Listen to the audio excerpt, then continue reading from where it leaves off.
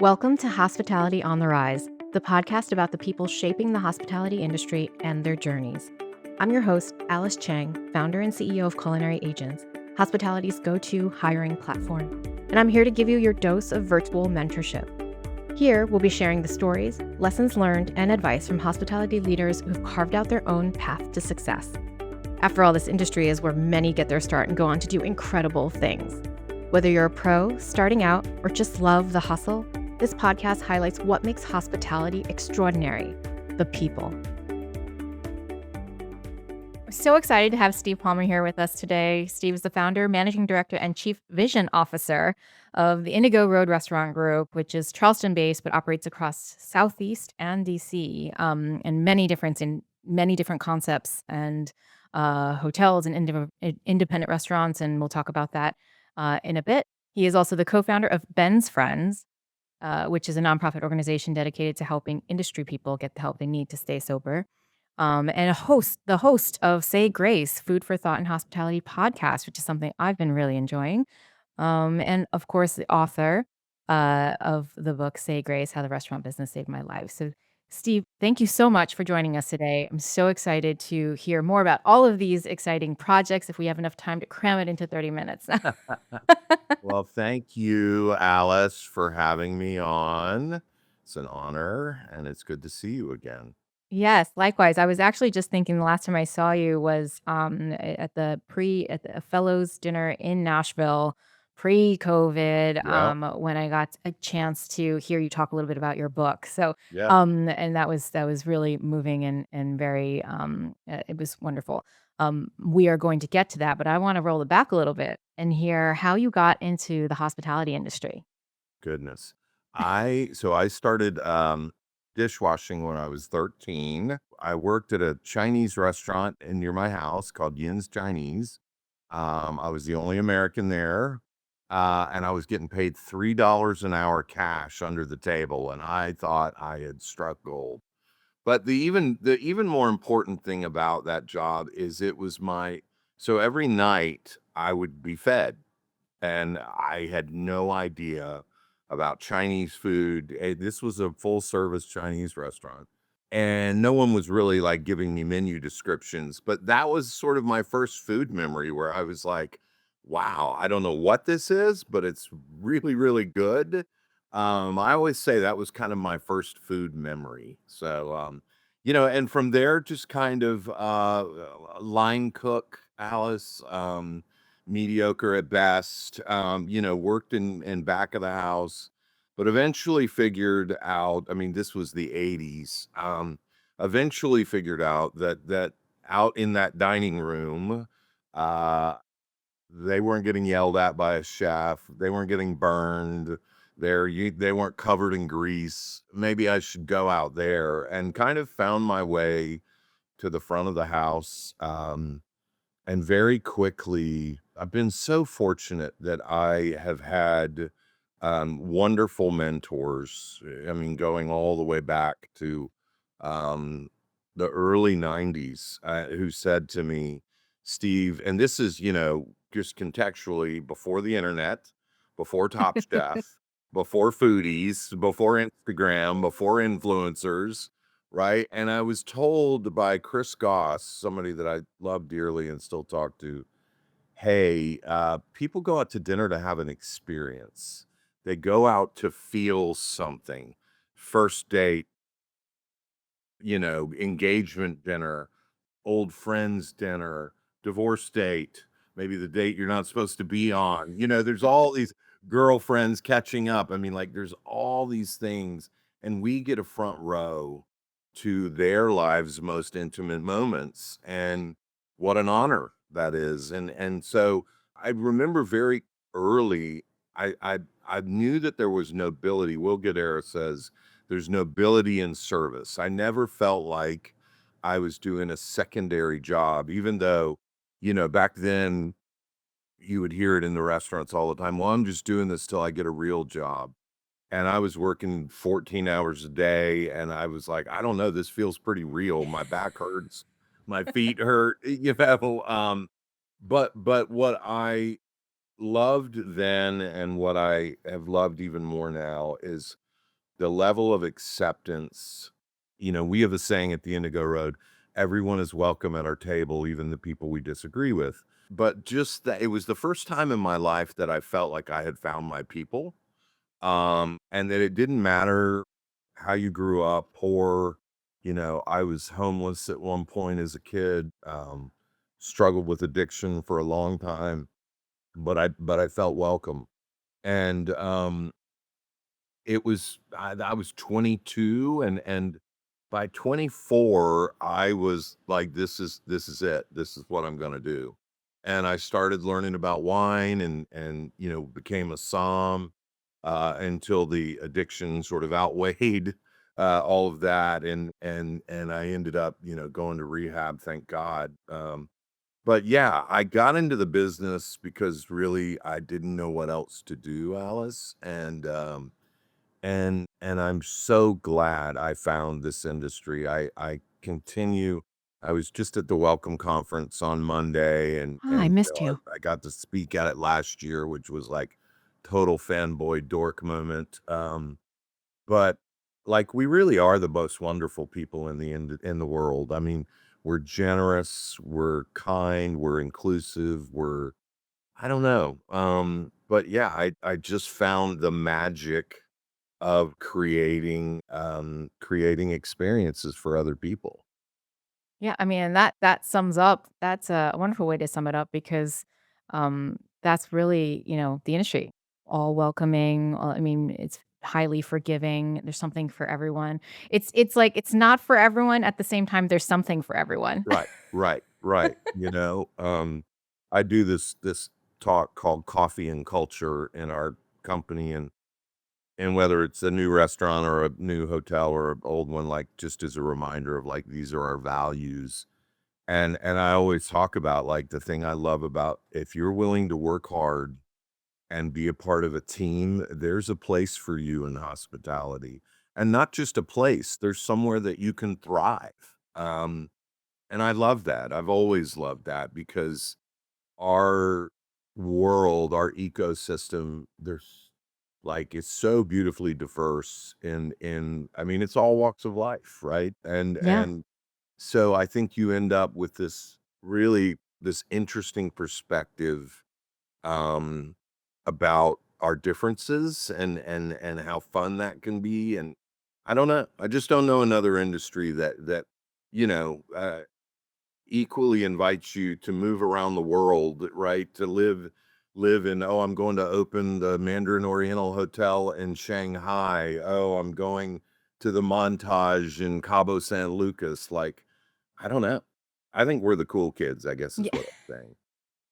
And hospitality clearly is global and universal, and, you have, certainly continued to do many things right because I don't wanna gloss over the fact that you have a major, major restaurant group.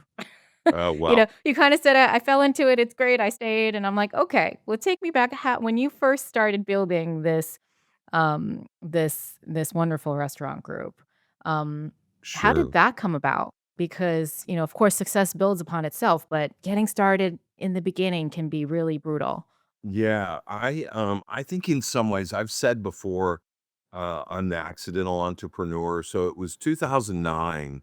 So I was 40, right? I mean, I started the Indigo Road much later in my life. I had worked for other people. I had worked in mostly predominantly independent restaurants, but also, Ritz-Carlton Hotel. And, so I'd done some hotel F&B.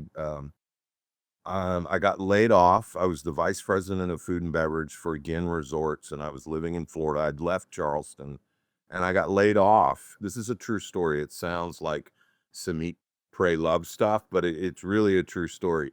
I was hiking by a waterfall, and I had my manifest journal, and I was writing, like, I was about to turn 40, so I was sort of like, all right, I want to do more than just earn a paycheck. I want to share the positive impact that hospitality has had on me with others. So I wrote down, I want to make an impact. I want this, I want that.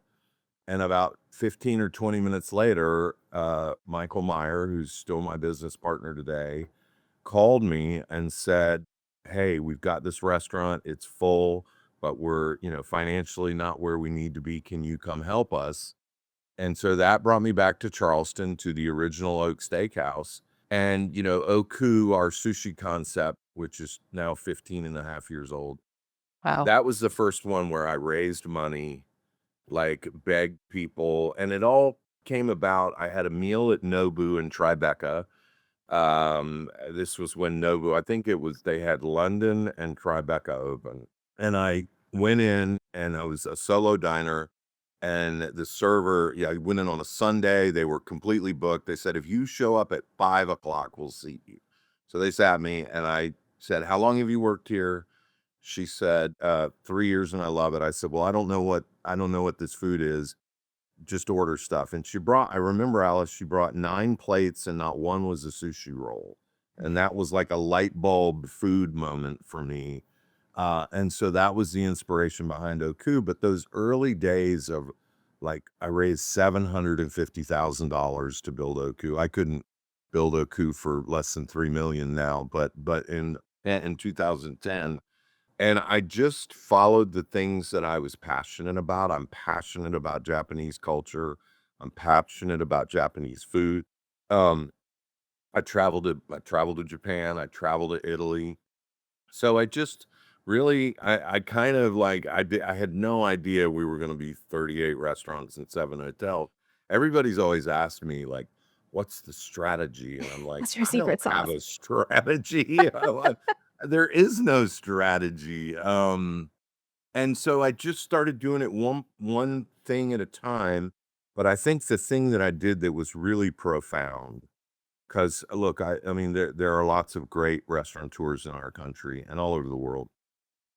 We were at 4 restaurants and I had imposter syndrome really, really bad. Like, and I think it was the old addict tapes in my mind, like, you're going to screw this up. You don't deserve success, like all of that, those really negative tapes. And I was like, well, who do I respect and the way that they operate? And obviously Danny Meyer came to mind. And so, they have that teaching school hospitality quotient that I immediately signed up for, went to New York, met Danny, and what I really started doing, I think, well, was working on the idea of culture, the idea of in order for your guests to have a great experience, your employees have to have a great experience. And we have, I would argue, we have worked harder on our culture. I don't know another company, and we are not perfect. And I'm certain there are days that our employees feel like we've fallen short of where we should be, but taking care of our employees and all that that means, is one of our highest priorities, and I think people, for the most part, feel that when they work for us, with us. We have a home loan buying program where we give the employee the down payment to their home. We Wow. make no money on it. They have to pay us back, but it's interest free. Um, Free mental health. Like I think like success obviously has to be measured in finance because I have investors, like it is a business. But it should also be measured in creating opportunities for other people, creating growth opportunities, and creating a place where you say, hey, if this is your career, you don't have to leave. You can move to Nashville if you're in Charleston. You can, there's lots for you to do. So, we kind of grew this company now and it's big. and It's big. some days I'm like, wow, this is big. But I believe that you can grow a company and still keep your soul. Yeah. And that's sort of the grand experiment, isn't it? Right. That for me is like, how do we still grow? We have to make money. And so how do you have a for-profit company that doesn't lose its soul? And that's the big experiment. And I think some days we're nailing it right on, and then other days I'm like, we got a lot of work to do. Yeah. Well, I mean, it's incredible on many different levels, and I know you joked around that you don't have a strategy. Clearly, focusing on people first, your team, and the things that you all do, not just say, but you do, absolutely, I think is a part of your brilliant strategy. We talk a lot at Culinary Agents, and we've known you now for over a decade. Yep. That we wanna provide the tools to help people. This is a career. It can be a career for you if that's what you want it to be. If you don't want it to be, nobody's forcing you to do anything, and, like I said, this industry is really welcoming, to all, and it's not for everyone. It's also kind of like the center of gravity sometimes where you can leave and do your thing, but sometimes you just get pulled right back in. Um And, as we see more people seriously looking at how do I navigate my career path? How have other people who I admire, like you said, how have they done it? And how can I kind of chart that path for myself or chart a different path in that looks like it, that fits what I want? And we're seeing more and more people do that, stay in the industry and find employers that match what their priorities are and thrive, right? And you can and do their thing. No industry is easy. This industry has unique additional challenges than others. Um, Yes. but, I think what's wonderful that we've seen more and more so is that leaders like yourself, and you in particular, just being really vocal about, what you're doing, sharing, making resources available, giving examples. And the more locations you have and the more you expand, the more opportunities you're creating for people who are like, I would love to move so and so, but who do I work with and for? So congrats and thank you.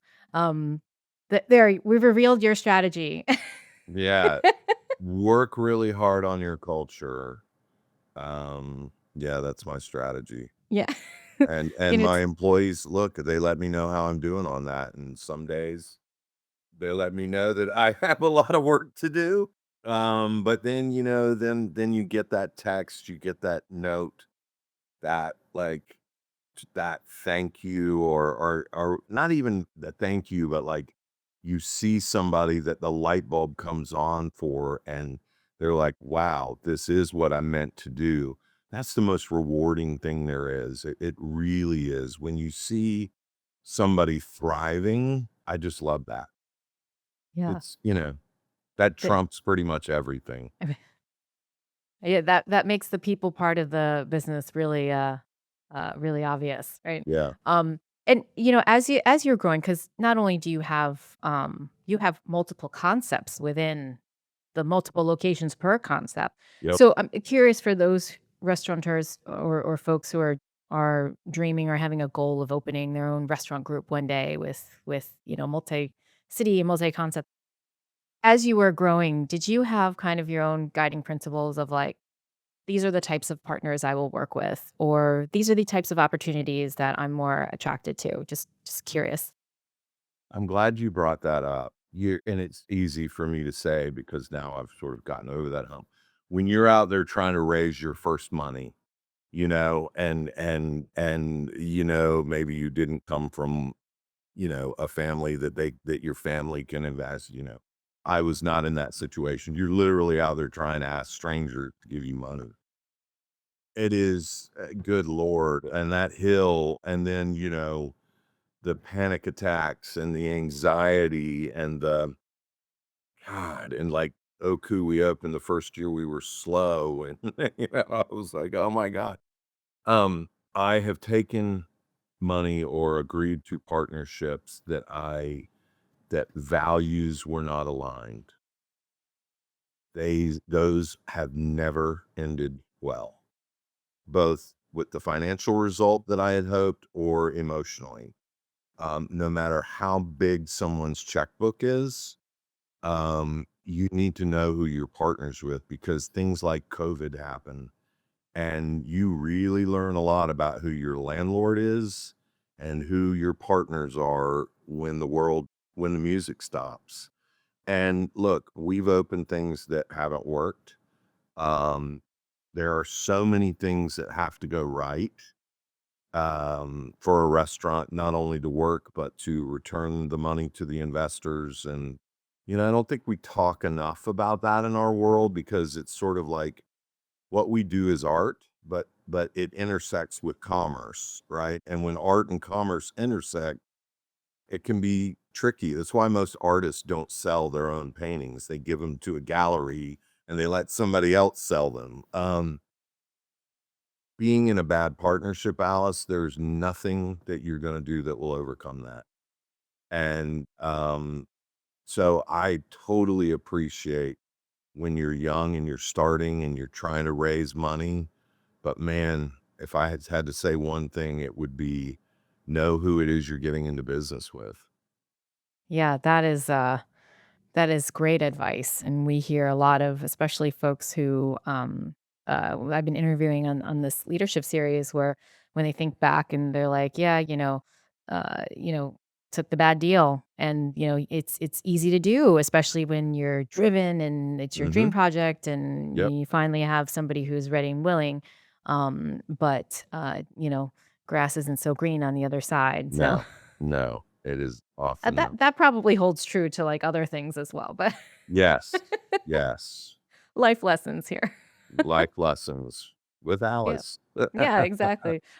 Well, aside from all of your restaurants and, obviously you have great leadership and teams in place here, you have many other projects going on as well. So, how do you balance all of these um, different things? I mean, you have a book. I wouldn't be surprised if you were having more books coming, but we'll we'll keep that out in the mystery ether. Right. But then came book tours and you have a podcast which I've been recently putting on auto notify. So tell me a little bit about how you kind of manage all the different things and prioritize. I have a very supportive wife. Let me start by that. And a beautiful daughter that I love very much. I have endless optimism and excitement for what we do. I'm somebody that is always curious. I am perpetually a student, whether it's in our world or not. I'll be like, tell me about that. What's the P&L like? Or how did you run that business? Or how did you come to this? And the podcast was born out of, it's funny. I don't know about you, but post COVID, I was really in a lot of ways disappointed with the media, specifically the food media, that they just seemed like they were just feeding on negative Yep. stories. This is why you shouldn't go back to the industry. When we couldn't find people, if you were Yeah. paying people more and, you know, as you're well aware of how much our labor costs have gone up over the last couple of years. And I was talking to Katie Button in Asheville at Curate, and she said what I felt, she was like, I just wish there were more positive stories about the industry because our experience is what, I said earlier, our experience is of these wonderful, beautiful people. So that was what I've told my PR team and all that. I don't want to know stats. I don't want to know users. I want the podcast to be something that there is no ROI. I didn't have to borrow money from somebody but you asked about balance. I don't know that I know how to spell that word, Alice. I mean, I'm not gonna. Harmony. I call work Yeah, life harmony. work-life harmony. The Bezos said that, right? I love every aspect of what I do. And so I get physically tired. I mean, I get anxious, of course, but I don't ever get burned out. Like I don't know. I don't have a hard time unplugging. Like, people are like, "Oh, do you take vacations?" I'm like, I take a lot of it. I mean, I took, 4 or 5 weeks off last year. I mean, and I'm a big proponent of my teams like, "Hey, every 90 days, every 120 days, take 4 days off." Obviously take the week long, but don't wait for your annual vacation. So, I think in that way, I'm balanced. I mean, look, reality is when I am off, I'm in a hotel at a restaurant. I So, know, right? like I'm looking, but I think that's important. I think it's important to receive hospitality Yeah. if you are in the business of giving hospitality. Um, so yeah, I think I have work-life harmony. We'll use the Yeah. Bezos term. I Balance, love I that. don't know. Do Yeah. you have work-life balance? I don't. I've Yeah, accepted yeah. harmony. I've You accepted know, harmony, yeah, it's, that's it. and like you same as you when I'm not doing something specific for work, I'm going to dine in a restaurant, I'm saying hi to the team, I'm, checking out the kitchen, I'm Right. Because when you love what you do, I don't know, it's exciting, Yeah, you it know? is. That's the fuel that fills the bucket, that That's right. That's right. keeps it going. And like you seeing, I was at dinner last night at Essential by Christoph here in New York, and the whole team, people were one by one, were like, "Oh, I got my job through Culinary Agents," and like everybody here is from Culinary Agents, and I was just like, I don't need anything else. I don't even need the caviar. I'm like, this is enough for me. I'm like, Right, right, right. Yeah, But I do wanna highlight, what you said about, why or, the impetus of your podcast is I'm 100% there with you. yeah. For me, during COVID, I was really vocal about because I was also getting called in to talk to culinary students, on Zoom, giving them motivation, "Don't worry, like, there's opportunities for you. You can do all sorts of things," Right, And it was, it was unfortunate. It was leading up to COVID, the media was everything was clickbait, negative, and I get it, stories need to come out and all that stuff. And then during COVID and then post-COVID, it was just all negative thread. And I'm like, where are the inspiring stories? Where are the examples? Where right, we need to motivate people to want to come back to or to remember what's so wonderful about this work, how noble it is, how other people thank you. have thrived. And so Yes. that's why we also took our static hospitality career paths that we've been doing for over a decade and we created this podcast. Same thing. This is a pure, like, let me just send some emails to leaders I know and say, will you just talk about like how you got into the industry, why you love it, like, exciting things, right? And the feedback that we've gotten from our podcast, and I'm sure you're probably getting them about yours as well, is just like, thank you. Like, oh, I didn't know. So I looked up to this person for so many years. I didn't know that they started as a dishwasher. I didn't know that, Right, they didn't, you know, appear with a bucket of money with their first restaurant or whatever, and right. um but yes, so thank you for sharing that. And I agree 100%. Yeah, I love our industry. I want more people to we need more people to love it, right? Yeah, And we need more people to see it as a career because it is. It it is. is. It is. 100% a career. And we need people who love eating and dining to also understand why people love working in this Right, industry as right. well. All right. On that note, that could be a whole other podcast, but Yes, yes. on that note, we're going to go to quick fire. All right. Well, Tim, let me take a step back. What's next for you?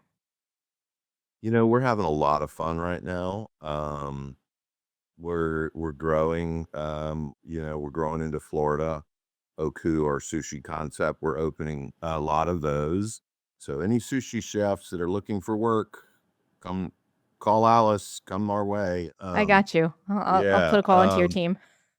And we've got 4 or 5 hotels in the works. I mean, those are obviously much longer development. That is probably 28, 29. But yeah, continuing to grow, continuing to serve our employees, our community. Ben's Friends, our nonprofit that you mentioned, we're in 29 cities, largely due to Mickey Bass, my co-founder. Yeah, I'm just it's a great time to be in our industry right now. It is. It It is. is. On that note, we will move to quick fire. What advice would you tell your younger self? Don't worry, it's gonna be so much better than you possibly could imagine. What's your advice for someone struggling in the industry? Community. I'm such a big believer, Ben's Friends is a community. Don't struggle alone. Life is not meant to be alone, done alone. Sobriety, depression, mental health, like, don't do it alone. It's just like those are And unfortunately, a lot of the, like, dynamics of that kind of stuff is isolation. Man, go for a walk, get outside, get some sunshine. Like, if you're struggling, this community is filled with generous souls. Hospitality is generous, right? You're not alone. What's your advice for fellow hospitality leaders? Lead with your heart. Remember what Danny Meyer and of course Will Guidara have both so eloquently. Service is the transaction, hospitality is how we make you feel about it. That's true of your employees' experience. The work is the transaction, it's how you make them feel about it. And lead with your heart. Lead with your heart. Wonderful. On that note, thank you so much, Steve, for taking the time to You're share welcome, a little Alice. bit more Great to about see you. yourself and your advice. So nice Thank to see you. you. Yeah. Thank you. Remember, success looks different for everyone in hospitality. No two paths are the same. If you have a leader or a topic you want to hear about, email media@culinaryagents.com. Hospitality on the Rise is brought to you by Culinary Agents, connecting top talent with employers since 2012. Whether you're hiring or looking for your next opportunity, join us at culinaryagents.com. For more inspiration, subscribe to Hospitality on the Rise and visit hospitalitycareerpaths.com, a free platform by Culinary Agents. Thanks for tuning in. Remember to like, follow, and subscribe. And if you love this episode, share it with someone who could use a little inspiration.